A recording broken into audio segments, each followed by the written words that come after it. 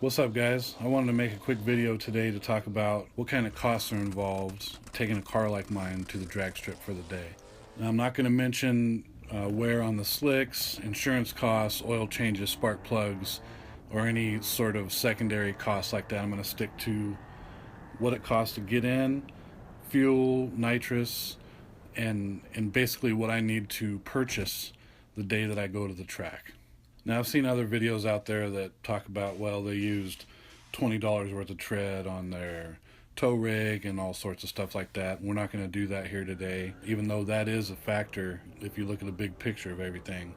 Today, I'm just going to keep it to the basics, and also my estimates are going to be a little bit on the low side. Sometimes I travel 1,000 miles to go to a race, but I'm not going to include that. I'm just going to talk about going to my home track, going to events that don't cost over $100. So here we go. So let's start off by talking about what it takes to actually get the car to the track. Basically, what we do is we prep the car before we go out. We suck out the pump gas, put in some race fuel, load in a race tune, take the street tires off, put on slicks and skinnies. And at this point, the car is still drivable. Not DOT legal, mind you, but I do drive it on the street with slicks and race fuel sometimes.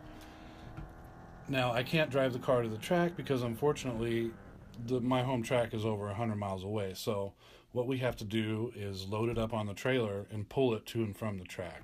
Now, some of you guys might call me a trailer queen, but if you follow me on Instagram, you'll understand that more often than I would like to admit, I'm breaking stuff. So it's a good peace of mind to have to trailer your car, especially when you're 2 hours from home, to be able to hopefully not break anything. But if something does break, it's good to know that you can just push it onto the trailer and take it home and not have to worry about getting a tow or anything like that when you're out of town. So yeah, it's a trailer queen, but it is what it is.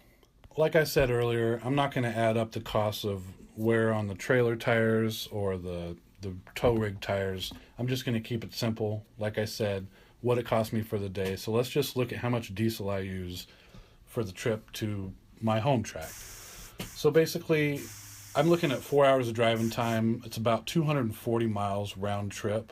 I have a 1-ton Dodge Cummins that actually doesn't get too bad of gas mileage. So I'm going to say that it's probably about $55 for the night to drive to my track and back, getting about 14 miles to the gallon. While we're on the subject of fuels, let's talk about the race gas that I use.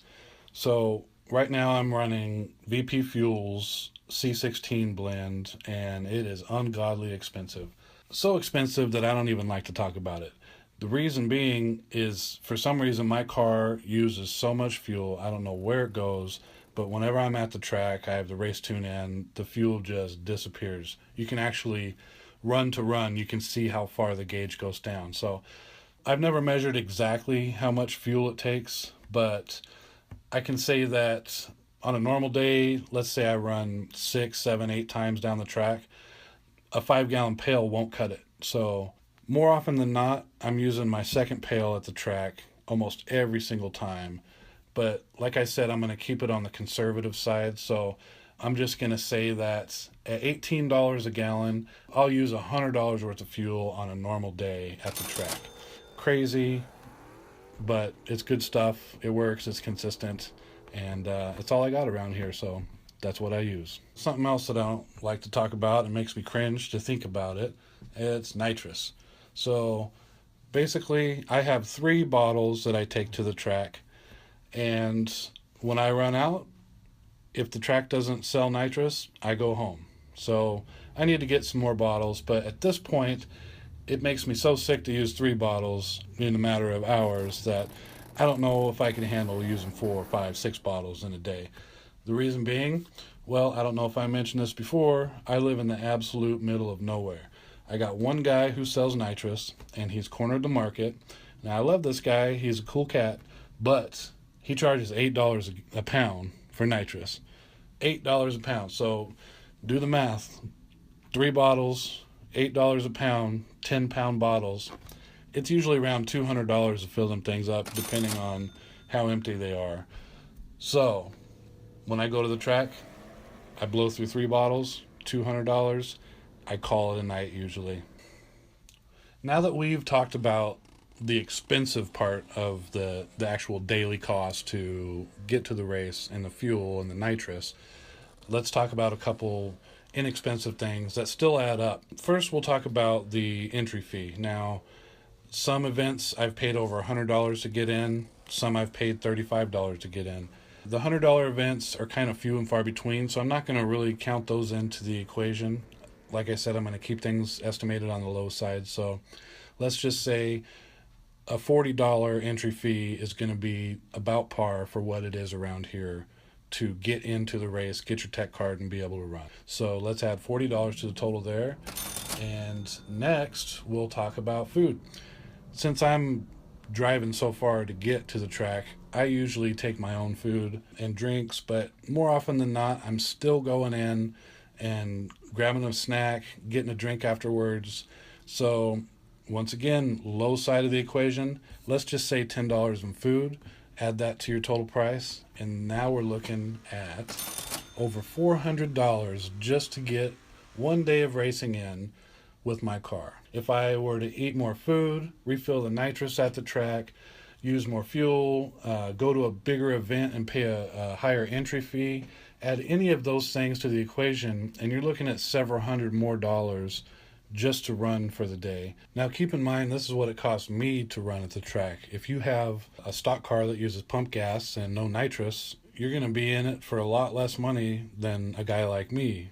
On the other side of that coin, there's people that spend so much money that a $400 day would be great for them. They're using more nitrous, maybe even replacing engines every couple days. I mean, the sport can get expensive. $400 is expensive to me for a day, but it's worth it. It's one of my very few hobbies, so I look at it as this is my recreation, is what I like to do. I love to race, and it's fun. So some people spend $400 on a weekend partying, and I'd rather race my car instead. So now that I've told you what it takes to run a fairly mild street car down the track, I'll mention a couple other things. I'm not going to add them to the cost of racing, but just a few other things to think about. When you're racing at a NHRA track, your seat belts expire, so there's a couple $100 for those every couple years. I think I've replaced my spark plugs four times this season. Now I have 16 spark plugs, so I think it's $175 every time I replace my plugs. Being that it's a nitrous car and I'm always messing with the tune, plugs foul out, and that's just part of the game too. You got to replace them, and I don't use cheap ones, so that's just a part of racing and another cost that I have to endure. Right now my slicks are due for replacement. Those are a couple hundred, I think $250 a piece. I popped a tire last year. I think that was $150 to replace the front tire that got a little sticker in it. I changed my oil more than probably I should. I put a roll bar in it to go 10s, and now I've gotten into another bracket, so I got to tear all the interior out, build onto the roll bar, make it an 8-point cage. I got to get a new fire suit, a different helmet. If I go up any more mile an hour, I'm going to be real close to having I'm going to be required to have a parachute on my car. It just goes on and on and on. Now, as much as it may seem that I'm complaining about cost, to me, this is all worth it. This is all part of the fun of drag racing. It wouldn't be quite as fun if we could all go out and have the fastest car. So to me, it's about doing more, making more power, going out, testing the limits of your parts, trying to keep up or catch the other guys. It's just all part of drag racing, and it's good fun. So at any rate, I hope you enjoyed the video. I hope it gave you a little insight as to what it takes, like I said, to run a pretty mild street car on the track. And subscribe, hit the like button, and check back for more videos. I appreciate you watching.